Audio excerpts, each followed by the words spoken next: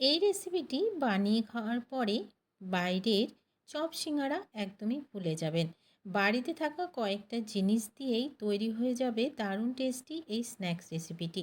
বৃষ্টির দিনে আমরা সবাই কিন্তু সন্ধেবেলায় কিছু না কিছু খেতে ভীষণ পছন্দ করি। তাই আজকে আপনাদের জন্য রইল ওই দারুণ টেস্টি স্ন্যাক্সটি। নমস্কার বন্ধুরা, নন্দিনী সিম্পল কুকের আরও একটি পর্বে আপনাদের সবাইকে জানাচ্ছি স্বাগত। আজকে আমি এই রেসিপি তৈরি করার জন্য নিয়ে নিয়েছি এখানে দুটো কাঁচা আলু। কাঁচা আলুগুলোকে একটা ছোট গ্রেটারের সাহায্যে গ্রেট করে নিতে হবে। এখানে আমি দুটো আলু ব্যবহার করেছি, একটু বড় সাইজ ছিল বলে।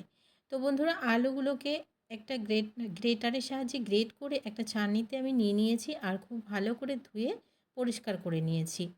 এদিকে অপর একটি পাত্রে নিয়ে নিচ্ছি আমি 1.5 কাপ পরিমাণ আটা। এখানে দিয়ে দিচ্ছি পরিমাণ মতো লবণ। এবার জল দিয়ে মেখে নেব, একটা ডো তৈরি করে নেব, যেমন আমরা রুটি তৈরি করে খাওয়ার জন্য ডো তৈরি করি। এখানে কিন্তু আর কোনো কিছু ব্যবহার করা যাবে না। তো অল্প অল্প পরিমাণে জল দিয়ে মেখে আমি ডোটাকে রেডি করে নিচ্ছি। ডোটাকে মেখে রেডি করে নিলাম। ডোটা আমি এক সাইডে রেখে দেব একটু সেট হয়ে যাওয়ার জন্য। এইদিকে আলুটা থেকেও কিন্তু খুব ভালোভাবে জল ঝরে গেছে। আলুতে আর কোনো রকম জল নেই। বন্ধুরা, একটা জিনিস খেয়াল রাখবেন, এই আলুতে যেন একদমই জল না থাকে, একদম শুকনো শুকনো হয়। যদি জল থাকে একটু হাতের সাহায্যে চিপে জলটাকে বের করে নেবেন। এবার আমি এখানে একটা গাজর দিয়ে দিলাম। গাজরটাকেও কিন্তু গ্রেট করে খুব ভালো করে একটু জল ঝরিয়ে নিয়েছি। এখানে দিয়ে দিচ্ছি একদমই অল্প পরিমাণে, হাফ টিস্পুনের থেকেও কম দিয়ে দিলাম গোটা জিরা, 1 চামচ চিলি ফ্লেক্স, 1 চামচ আমচুর পাউডার আর 1 চামচ পরিমাণ দিয়ে দিচ্ছি ম্যাগি মশলা, আর দিয়ে দিচ্ছি বেশ খানিকটা ধনেপাতা। দিয়ে খুব ভালো করে হাতের সাহায্যেই এই সমস্ত কিছুকে একটু মেখে নেব।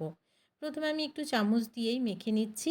এইখানে কিন্তু কোনো রকম লবণ ব্যবহার করবেন না, তাহলে যে আমরা আলু আর গাজরটা ব্যবহার করেছি সেখান থেকে কিন্তু জল বেরিয়ে যাবে, রেসিপি করতে একদমই সুবিধা হবে না। এবারে এদিকে আরও একটি পাত্রে নিয়ে নিচ্ছি 1 কাপ পরিমাণ আটা, দিয়ে দিচ্ছি পরিমাণ মতো লবণ, 1 চামচ পরিমাণ চিলি ফ্লেক্স, দিয়ে দিচ্ছি বেশ খানিকটা ধনেপাতা। এখানে অল্প পরিমাণ জল দিয়ে একটা ব্যাটার রেডি করে নিতে হবে। তো অল্প অল্প পরিমাণে জল দিয়ে ব্যাটারটাকে রেডি করে নিচ্ছি, কোনো রকম যেন লাম্পস না বেঁধে যায় সেদিকে একটু খেয়াল রেখে অল্প অল্প পরিমাণে জল দিতে হবে আর ব্যাটারটাকে তৈরি করে নিতে হবে। এইরকমভাবে বাড়িতেই কিন্তু সন্ধেবেলায় স্ন্যাক্স তৈরি করে নিয়ে খেতে পারেন। বাইরের চপ সিঙ্গারা একদমই ভুলে যাবেন। একবার তৈরি করে নিলে বারবার দেখবেন বানানোর জন্য অনুরোধ আসবে। এদিকে আটাটাও কিন্তু খুব ভালোভাবে সেট হয়ে গেছে। এখান থেকে বড় বড় করে 3টি লেচি আমি তৈরি করে নেব। একটু বড় করে তৈরি করে নিতে হবে, তো তার জন্য আমি বড় বড় করে 3টে তৈরি করেছি, 3টে হয়েছে। তো 1.5 কাপ পরিমাণ আটা দিয়ে কিন্তু 3টে বড় লেচি হলে অনেকগুলোই কিন্তু রেসিপি তৈরি হয়ে যাবে। এবারে এদিকে একটা কিচেন বোর্ডের উপরে রেখে একটুখানি আটা ছড়িয়ে নিলাম আর একটা মোটা করে রুটি তৈরি করে নেব। এই রুটিটা কিন্তু খুব বেশি পাতলা হবে না, একটু মোটা করেই তৈরি করে নিতে হবে। তো রুটিটা তৈরি করে নেওয়া হয়ে গেছে। যেই পুরটা আমরা রেডি করে রেখেছিলাম সেই পুরটা এখান থেকে নেব আর হাতের সাহায্যে একটু এই রুটিটার মধ্যে ছড়িয়ে দেব। বন্ধুরা, এই পুরটা কিন্তু আমি যতটুকু তৈরি করেছি 3টি রুটি এখানে তৈরি হয়ে যাবে, 3টিতেই কিন্তু লেগে যাবে। আপনারা আপনাদের হিসাব মতন করেই কিন্তু নিয়ে নেবেন সমস্ত কিছু। তো হাতের সাহায্যে খুব ভালো করে একটু ছড়িয়ে নিলাম। এবার আমি এই রুটিটাকে ফোল্ড করে নেব। ঠিক এইভাবে করে রোল করে নিতে হবে রুটিটাকে। যদি দেখেন যে বন্ধ হচ্ছে না, অল্প পরিমাণে একটু জল দিয়েই কিন্তু মুখগুলোকে বন্ধ করে নিতে হবে। তো একটা রেডি হয়ে গেল বন্ধুরা, বাকি দুটোও কিন্তু ঠিক এই রকমভাবে রেডি করে নেব। এইদিকে একটি কড়াইতে জল গরম হতে দিয়েছিলাম আর ওপরে একটি ছিদ্রযুক্ত প্লেট দিয়ে দিয়েছি।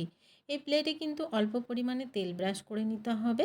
তো আমি অল্প পরিমাণে তেল ব্রাশ করে নিয়েছিলাম আর এর উপরেই আমি কিন্তু সমস্ত রেসিপিগুলো দিয়ে স্টিম করে নেব প্রায় 15 মিনিটের জন্য।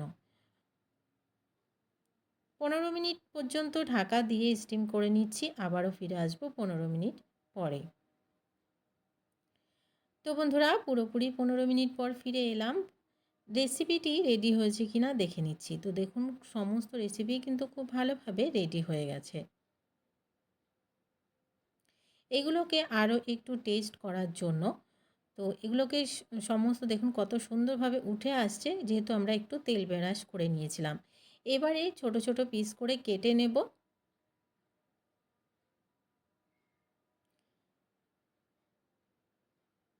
তো দেখুন আমি কিভাবে পিসগুলো করে নিচ্ছি, ঠিক এই রকমভাবেই পিসগুলোকে করে নিতে হবে। একটাও কিন্তু ভেঙে যাবে না, কিছু হবে না, খুলেও যাবে না।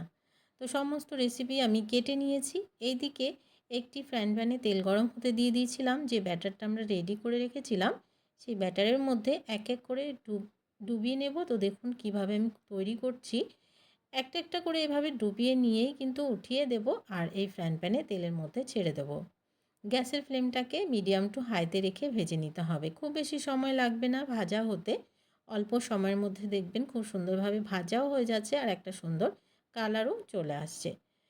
দু পাশটাকে একটু উল্টে পাল্টে গোল্ডেন ব্রাউন কালার আসা পর্যন্ত একটু ভেজে নিতে হবে। তো বন্ধুরা এগুলো দেখুন একদমই ভাজা হয়ে গেছে, রেডি হয়ে গেছে, নামিয়ে নেব। বাকিগুলোকে ঠিক এইভাবে করে তৈরি করে নেব। কতটা লোভনীয় দেখতে হয়েছে দেখে আপনারা বুঝতেই পারছেন, খেতেও কিন্তু দুর্দান্ত টেস্ট হয়। একবার হলেও বানিয়ে দেখার অনুরোধ রইল। রেসিপি ভালো লাগলে একটা লাইক শেয়ার করে দেওয়ার অনুরোধ রইল। নতুন বন্ধু চ্যানেলে নতুন এসে থাকলে চ্যানেলটিকে সাবস্ক্রাইব করে পাশে থাকার অনুরোধ রইল। আজকের রেসিপিটি এখানে শেষ করছি। দেখা হচ্ছে পরবর্তী রেসিপিতে। ততক্ষণ পর্যন্ত সবাই ভালো থাকবেন। আজকের মতন টাটা।